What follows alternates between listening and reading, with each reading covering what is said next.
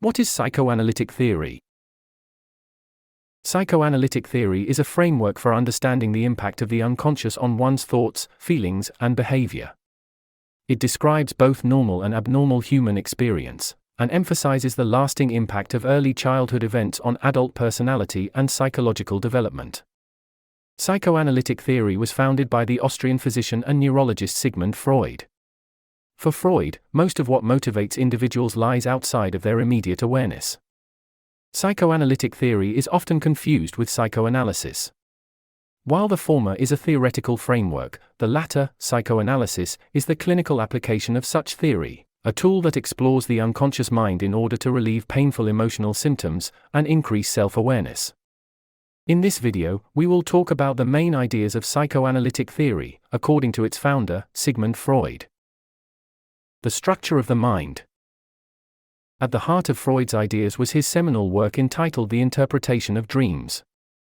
In it, he argued that every human being has core sexual and aggressive wishes that the conscious mind finds unacceptable, and thus represses. Such repressed wishes are then symbolically expressed in dreams. As such, for Freud, dreams are unconscious wish fulfillments. The surface details of dreams, what we remember, are referred to as the manifest content, while their unconscious hidden meaning is their latent content. According to Freud, the latent content of dreams can be discovered only through the process of interpretation. In addition to dreams, Freud described other ways in which the unconscious is revealed in everyday life.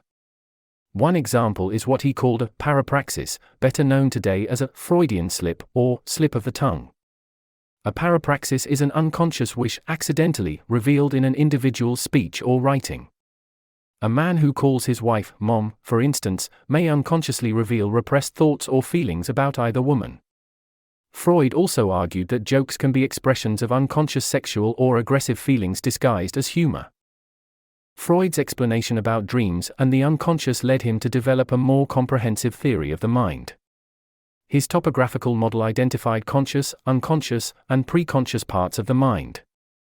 The unconscious contains everything that is outside of our immediate awareness, while the conscious contains those parts which we are immediately aware of. The preconscious, on the other hand, contains information that is not in immediate awareness but is easily retrievable.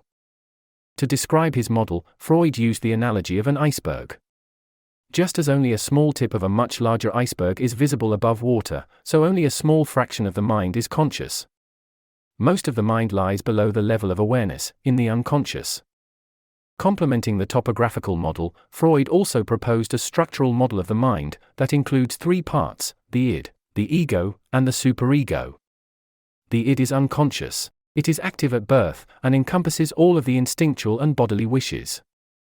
It operates according to the pleasure principle, which has as its sole goal the immediate gratification of all urges. The ego, on the other hand, operates mostly out of the reality principle, which considers factors in reality and social norms that prohibit instinctual urges from being immediately gratified. The ego helps to regulate the frustration from ungratified id drives. Lastly, the superego is the moral part of the mind that represents an individual's internalized sense of parental and societal values. Freud compared the conflict between the id and the ego to that between an unruly horse and its rider.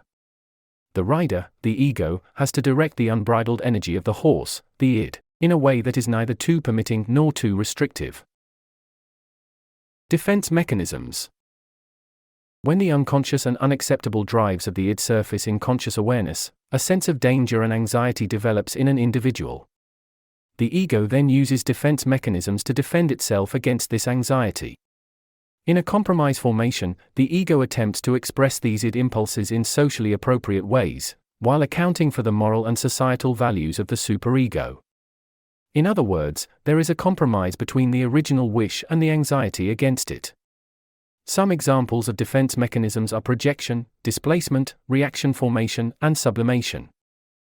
Projection happens when an individual's own unacceptable impulses are attributed to another person. A boy who before dinner asks his mother if she wants a cookie projects his own desire onto her, because he may feel ashamed for wanting something that has been prohibited in the past. Displacement is the transferring of unacceptable thoughts or feelings one might have towards an object, onto a more acceptable target object. For example, a man who is mad at his wife displaces his angry feelings when he comes home and kicks their dog. Reaction formation involves the blocking of an unacceptable impulse by acting in an exaggerated and opposite way. For instance, a woman whose friend just had a baby may shower the latter with gifts and praises, in order to conceal her own feelings of jealousy at not having her own baby. Lastly, sublimation involves the redirection of unacceptable impulses into constructive, healthier endeavors. It is considered one of the more mature defense mechanisms.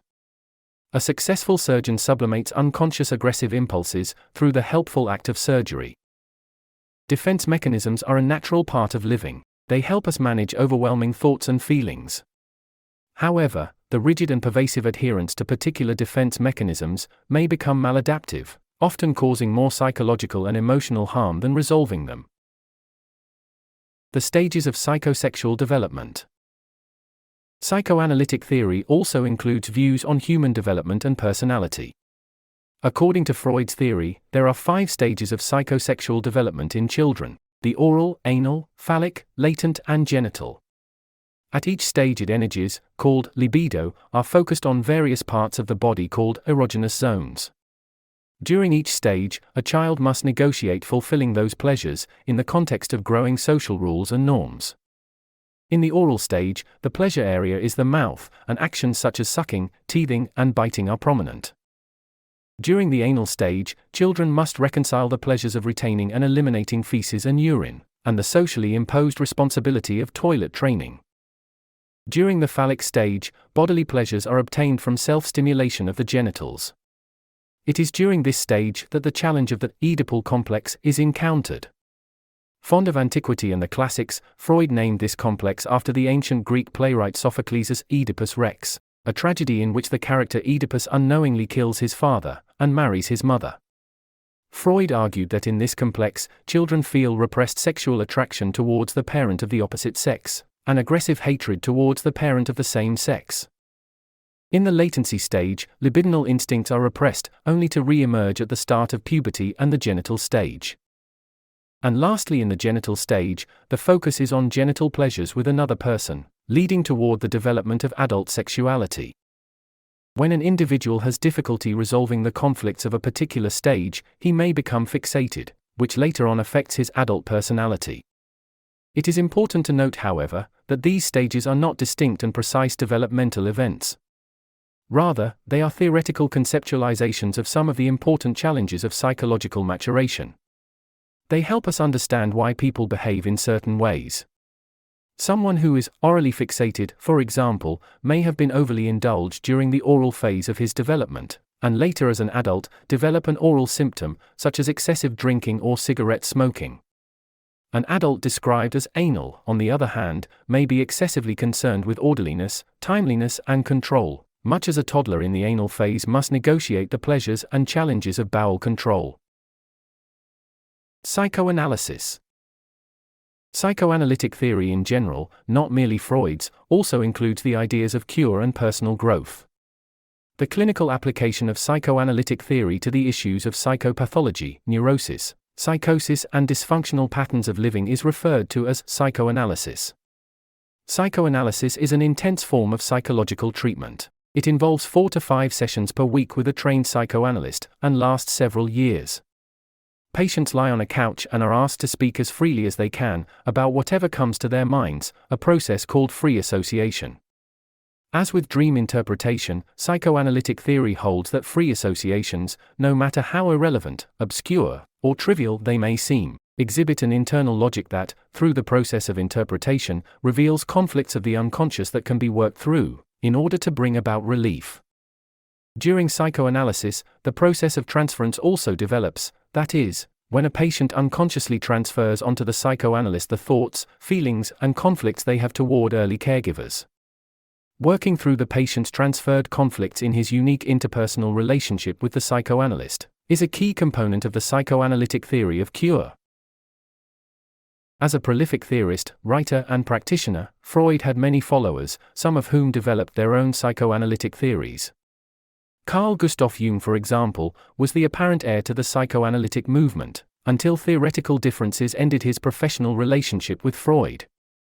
Jung emphasized religion, archetypes, and what he called the collective unconscious, a culturally shared set of unconscious symbols. Alfred Adler, on the other hand, emphasized the individual striving for superiority, while Karen Horney introduced feministic views in the theory of psychological development. If you like our content, please follow us on Facebook and subscribe to our channel for more videos. Thank you, and see you in our next one.